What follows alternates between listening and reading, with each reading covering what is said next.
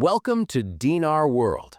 Today, we're getting straight into the dinar updates that are circulating right now and catching a lot of attention across the community. So let's break this down calmly, clearly, and step by step.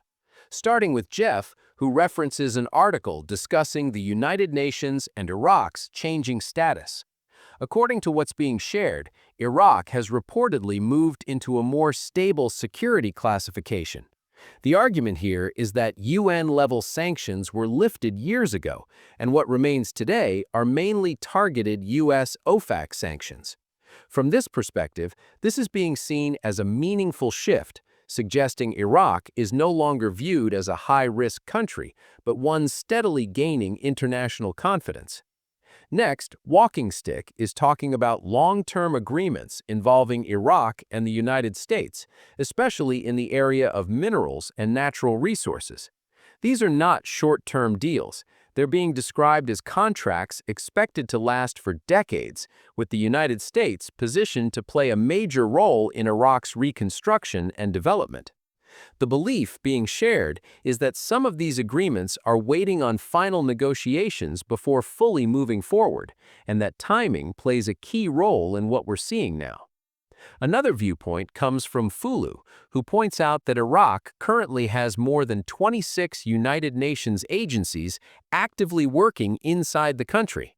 At the same time, he notes that certain financial controls are still in place, particularly around oil revenue handling. According to this view, Iraq's oil income continues to move through internationally monitored systems tied to the U.S. Federal Reserve framework. He also mentions the continued presence of U.S. military personnel and suggests that while Iraq has made progress, full economic independence is still developing rather than complete. Sandy Ingram offers a much more cautious and technical outlook. She emphasizes that Iraq significantly expanded its currency supply over time, and because of that, no country can easily adjust its currency under those conditions. From her perspective, this leaves Iraq with limited options, either restructuring the currency system entirely or placing restrictions on who can participate in future monetary changes. Her message is clear and grounded in mechanics rather than emotion. Mark Z and PDK take a more optimistic yet patient tone. They suggest that what looks negative on the surface, such as political delays or stalled decisions, could actually lead to positive outcomes once those obstacles are cleared. According to what they've heard, internal political movement is picking up again, with renewed focus on long-standing issues like revenue-sharing laws and delayed economic agreements. Frank26 raises a question many people quietly wonder about. How many Americans actually hold Iraqi dinar? His response is that the number could be far higher than most expect, possibly even in the millions. While that number is debated, it shows just how widespread interest in the dinar became over the years. Militiaman challenges the idea that there is massive hype about a revaluation. He argues that outside of certain circles, most people dismiss it entirely.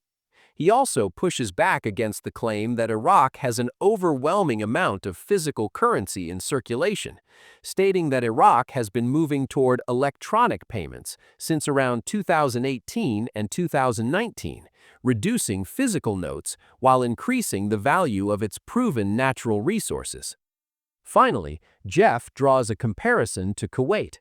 Before Kuwait reinstated its currency value, officials publicly stated they had no intention of doing so. Shortly after, the rate changed. The suggestion here is that Iraq could be following a similar communication strategy, saying one thing publicly while continuing internal preparations behind the scenes. So, what's the takeaway from all of this? These updates reflect a mix of perspectives, expectations, and interpretations. Some points align with known developments, others remain debated, but one thing is clear. This is a space that requires patience, critical thinking, and emotional discipline. If you're following this journey, stay informed, stay grounded, and don't let hype or fear drive your expectations. Thanks for watching Dinar World. Stay informed, stay patient, and I'll see you in the next update.